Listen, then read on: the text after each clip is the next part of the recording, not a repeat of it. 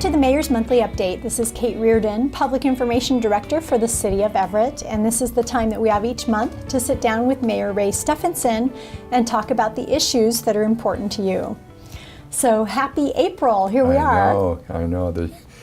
Once again, the year is flying by and lots of neighborhood meetings, lots of things going on in the city that we're going to talk about, but we're approaching that time of the year where longer days and hopefully a little warmer weather. It's been awfully cold, I thought, and of course you look around the country and there are places in North Dakota that are experiencing 70 and 80 degree weather, so they could send some this way.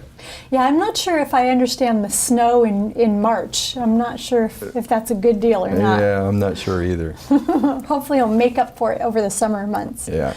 So we've had quite a bit of activity going on, especially in our downtown, with gymnasts and athletes from all over the Pacific Rim. Yeah. It's been a pretty big impact for our community. It has. We did Skate America, as you recall, a couple of years ago. And I think because of that experience, the international venue really realized that Everett could pull off very successfully larger events like that. And we learned at the end of last year that the Pacific Rim athletes, many who will be in the Olympics this year in London, would be in Everett. So that event occurred in the middle of March. Gosh, it was just so fun to see these incredible young athletes. The week started with an opening ceremony at Tulalip, and I want to thank the Tulalips for all their support for the Pacific Rim Games. That was a lot of fun. Also, I want to thank the county. I think they contributed, I understand, over $70,000 of hotel-motel tax to the event as well. But over the course of that Friday, Saturday, Sunday, in the middle of March, over 20,000 individuals participated in those events. I understand the governor was there as well. I heard that from one of our citizens who saw her and her family at Scuttlebutts of all places. But it was just an incredible event for our community. I think the estimate was about $2.5 million into our local economy, much of that into restaurants and hotel stays and other kinds of activities. But it really showcased Everett in a significant way. I know that I have friends calling me who were watching it on TV that said Everett was mentioned predominantly, so it was a real source of pride, I think, for our community. Absolutely, and these large athletic events, of course, when we have a successful one, they're just another opportunity for us to have these in the future as well. So. Yeah, I think so. And the downtown is really transforming, as we know, more residential living and more restaurants going to be opening very soon. One at Patella Village, a Mexican restaurant. We're on schedule to have the Marriott construction begin by the end of the year. So a lot of really great things happening. And of course on the news of Boeing and aerospace and all of that, we're beginning to see some real positive signs, Kate, of an improving economy, and hopefully for all of our local businesses, we're going to see them benefit as well. Good, and we'll just keep looking forward. Yes. and next couple of years, I'm sure we'll be back to a more stable economy. I'm sure of it. Yeah. Central Waterfront area, we've got a real opportunity on the west side of the cityscape. We do, and I think it's really important that I explain the purpose of the moratorium. I think there was some misunderstanding, although I think generally comments I got, people said, good for you and thanks for doing a timeout to make sure that we plan for the reuse of predominantly the KC, the Kimberly-Clark Mill site. That site, unfortunately, as we all know, the mill is closing. That was actually extended to the middle of April, but demolition will begin, the cleanup of the soil will begin. We wanted to make sure that there was an opportunity for us to plan for the future of that site in a way that really made sense and was thoughtful, and we could make sure that we include input from our citizens and our businesses about the future. Here's sort of my vision, and I think it's important because this is industrially zoned land, and we have a policy, an ordinance that the City Council passed years ago that protects that zoning really as a job-creating zone. And that's really the vision that I see. I want to see good family wage jobs on that site, replacing the great jobs that we lost at Kimberly-Clark. Now, that's not to say that it has to be heavy industrial. It doesn't say that there can't be some public access to the water. I think we'll include all of those, but we really want to, I think, master plan that site in a way that makes sense. The moratorium is scheduled to last for 6 months.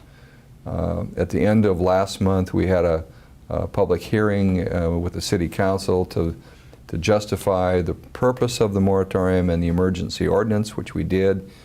Early this month, April 3rd, a open house is being held at the Weyerhaeuser room at Everett Station to allow good ideas to come forward. Let us explain the purpose of the planning area and so on. And there'll be more opportunities for public input, but we really want to be very thoughtful and very deliberate about the planning for that site. And one of the things that I think is important for people to realize is that it is privately owned property for the most part. Yeah. And just keeping within that realm of the zoning and job creation, and so we've got a great opportunity and a lot of opportunity for public participation in that planning effort. Yeah, and I'm glad that you mentioned that, because this isn't a situation where the city or some other public entity owns this property. This is privately held property, and that was really the concern we had without a moratorium that would allow us to plan. And the concern is as long as it was an industrially zoned reuse for that property, anyone who wanted to acquire and make application for a reuse could do that. And that's what we want eventually, obviously, but we want to do it in such a way that we're more prescriptive in terms of the kinds of uses that we see and we envision for that property.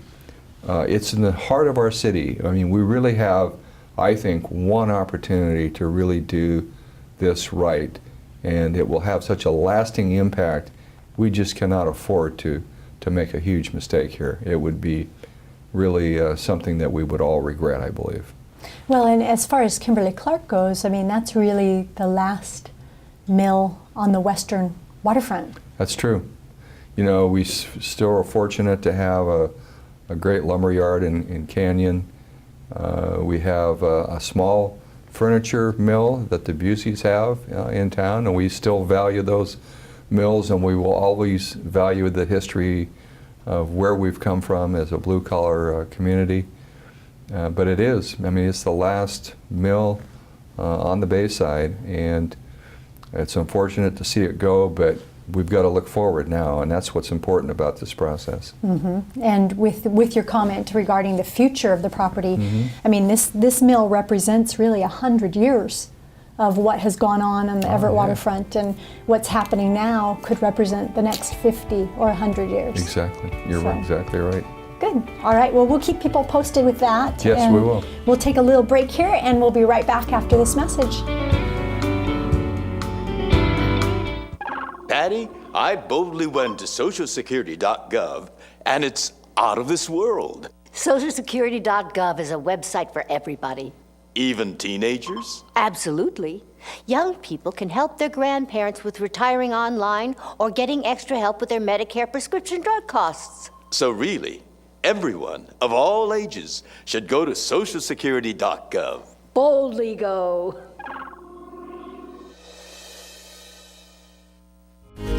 Welcome back to the Mayor's Monthly Update. We're just going to wrap up the show with talking about the USS Nimitz. That's our newest aircraft carrier on the waterfront. Boy, doesn't it look great out there? It does. I didn't realize how much I would miss the Lincoln, and it's sort of, we would see it go on deployments, but the last time it left, you sort of knew this was it. To see the Nimitz come in March and all the sailors, I was able to go aboard when they arrived and call Liberty, which is a big deal. You're obviously very popular with sailors when you tell them it's Liberty and they can go home and get away from the ship. But it was great, a great homecoming. More events planned throughout the rest of this year, 2012. You're going to see the Nimitz in and out of the community. They're going to be training and getting ready to go on deployment probably at the end of this year or early next year. But there is a community event being planned by United Way for Flag Day, which is June 14th, where we will be able in a more inclusive way to welcome the Nimitz sailors and families to the community. So it's going to be one more great event in June, to a month that begins to be packed with soda culture and just a whole host of activities for summer. So we're looking forward to that event as well. Absolutely. And we've had some questions regarding the Lincoln's departure, and one of those questions was whether the Silvertips ice hockey team was going to change their mascot. As you know, their mascot is Lincoln the bear, and his number 72, just like the ship. So they're not going to change their mascot. Good. But you never know when we might have another mascot, coming out of the woodwork. So. We could, and we'll just keep Lincoln with the hope that someday after refueling, we'll get the Lincoln back here, and then we'll have 2 aircraft carriers. I mean, that's my dream, and I know it's a stretch, and the military will do what the military does, but we clearly could handle 2 aircraft carriers here. But for now, our focus is on Nimitz sailors and families, and showing them a warm Everett welcome to the community. And I know they feel that way. Everett, the Naval Station Everett, Kate, and I know you know this, but it is the #1 base in the world that sailors ask to be assigned to. And that, the sailor's choice is not just a phrase, it's really a culmination of request for assignment to this base. And so they must like it here. We know we do. It's a great place to be. Yes, for sure. it is. Yeah, it is. Absolutely. And it's one of the most advanced naval stations in the world as well. It is. It's very cost-effective. Environmentally, it's one of the most safe bases in the world. So it gets a lot of positive attention, and we like that, and we want to keep the space open for a long, long time. Over $300 million to our local economy, and over nearly 7,000 people working at that base, our second largest employer. So it is important. Yeah, and so we give a warm welcome to the USS Nimitz. We do. All right, good.